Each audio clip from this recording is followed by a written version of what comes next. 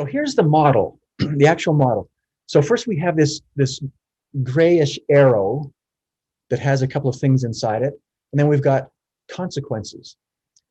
So it starts off with stressors that can be internal or external, and how we deal with those stressors, again, is back to that analogy of it's our resistance, which is our armor, our preventing stress. We keep it out of our lives. And then the blue box there, stress response resources, that can be one of those 5 categories: physical, mental, emotional, social, spiritual. That's our resilience. When we have strong stress response resources, we can boost our healing. We can speed up our healing and get back to a healthier way of life. Now, the trouble is that the consequences we don't get to choose. Our choices are all within this arrow, this big gray arrow. The consequences we don't get to choose. So for example, if you let stress build up and you don't use resistance and resilience, you will probably get sick. It's highly likely that if your stress is very high and you haven't done anything to reduce it, you're going to get sick. And that's a consequence you can't change. Like if you get cancer, you can't say, I choose not to have cancer. No, you've got it already. There's no choice there. So our choices are all within this gray box. Now let's look at the elements of it a little bit more closely. So the red box, stressors, internal. So the internal stressors are the way that we look at things, our assumptions, our fears, our negative thoughts, the things that go on in our head that can make us have greater stress. So for example, if we do focus on all the negative things in our lives, that in itself is going to create stress. Not our lives by themselves, but our thoughts about our lives, our negative thoughts. So we can change that. We can choose thoughts. This is one of the great, I think, superpowers that we human beings have. It's our ability to choose our own thoughts. It's called metacognition, where we can think about our thoughts. Metacognition, thinking about thinking. And so we can say, oh, my thoughts are negative right now, and I think that's probably not a good idea. I'm going to change my thoughts. I'm going to focus my mind on something positive, such as my family and friends that love me, or the beauty of nature around me, or something like that that's positive. Okay, so that's an internal stressor that's kind of self-imposed. Our assumptions about life. Here's another example. So if you assume that you are superior to people in your organization, you think that you know better, that is an assumption that's going to cause you problems. It might feel good at the time, but it's going to cause poorer relationships, breakdown in your working relationships. And that is going to be a stressor. So you can choose not to think that way. Think of everybody as, hey, we're all in this together. We all have our strengths and our weaknesses. My strengths are different than your strengths. My weaknesses are different than your weaknesses, but we're just all people, and there's nobody that's superior here. That's a better way of approaching things, and that's the way you can have better relationships at work and at home, to have that kind of a thought. All right, external would be situations, events, environment, negative people. So these are things that we can avoid. So remember, we're talking about armor here. How do we prevent stress from coming in? Let's suppose you know of some friends you have, and they are negative people. They talk about negative things. They're complaining all the time. And you notice that after time with them, you don't feel good about life. You're kind of feeling distressed about life, anxiety about life. Well, you can choose to not have those friends, right? You can choose to not spend time with them. That's a choice. So identifying those things that are outside of us that we can choose.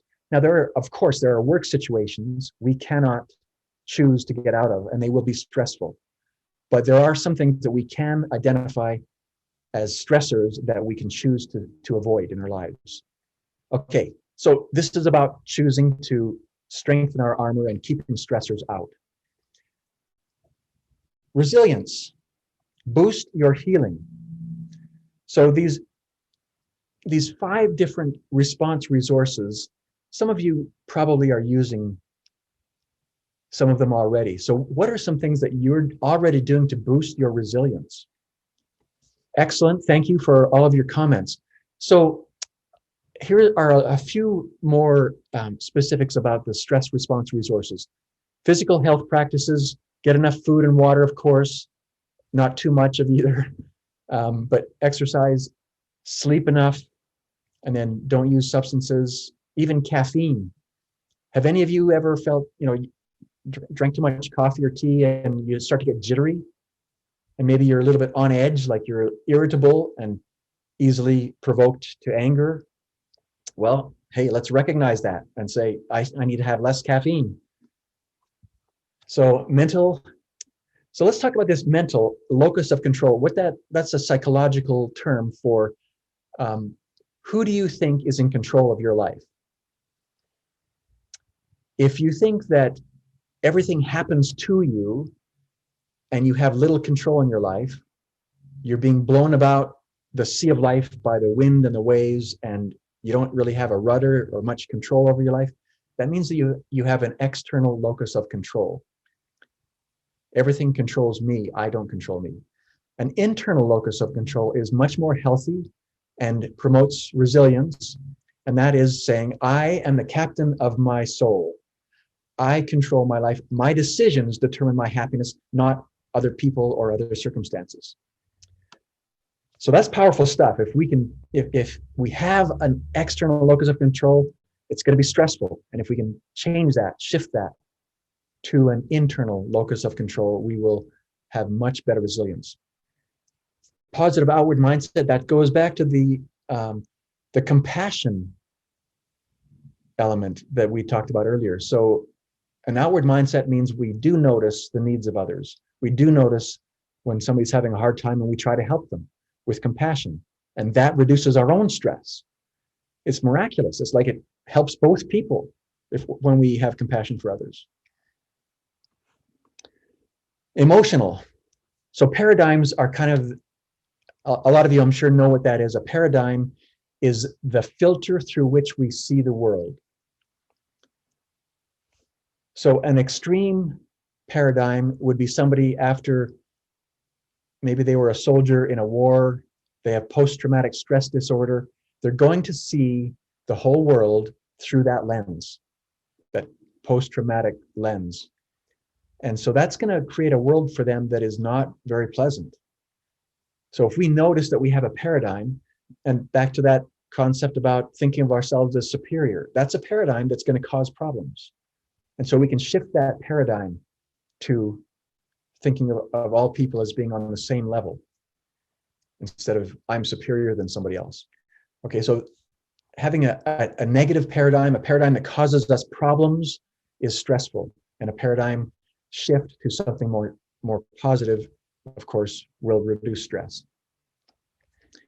Emotional awareness and mindfulness. Do we notice when we're getting stressed out and we're about to explode?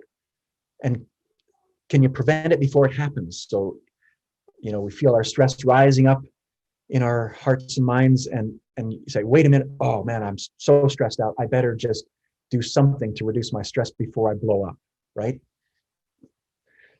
Optimism is a powerful outlook on the world that reduces stress.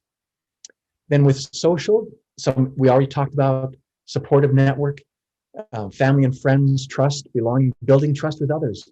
There's a hormone that's released in our bodies when we feel trust and we feel like somebody trusts us, called oxytocin. You might have heard of oxytocin.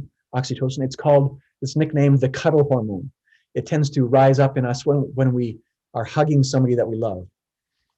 So, but if we have just not hugging trust, but just trust with our coworkers, oxytocin will also be present, and oxytocin reduces stress. So that's a fantastic thing.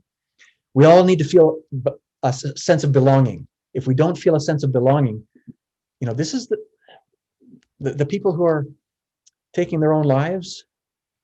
I have a friend whose son took his own life last week, 36-year-old son. And it's just devastating. It's so awful. What could we have done? Maybe he wasn't feeling as much belonging or trust or supportive friends as he needed. You know, it's so devastating to parents and then everybody that knows him. So spiritual, the feeling of having a higher purpose. Now, again, if you're not a believer in a higher being, you can still have a feeling of a higher purpose in life. Like, I'm not here just to go through my days working and being selfish and getting what I need. A higher purpose would be, I want to make the world a better place. I want to be a positive influence on the people that I love. I want to make things better for everybody that I come in contact with. That's a higher purpose. And if it's religiously based, then that is even more powerful. Like, I want to have a certain outcome at the end of my life. Go to paradise, or whatever the term that you use is. Helping others, meditation and prayer. These are shown, believe it or not, prayer is shown in science to improve the outcomes of stressors, even disease. People who pray, their diseases heal faster. So it's not only healing from our stressors, it's also healing from physical things. All right. So that's our model of stress management. You see, resistance plus resilience is going to determine our outcome, the consequences.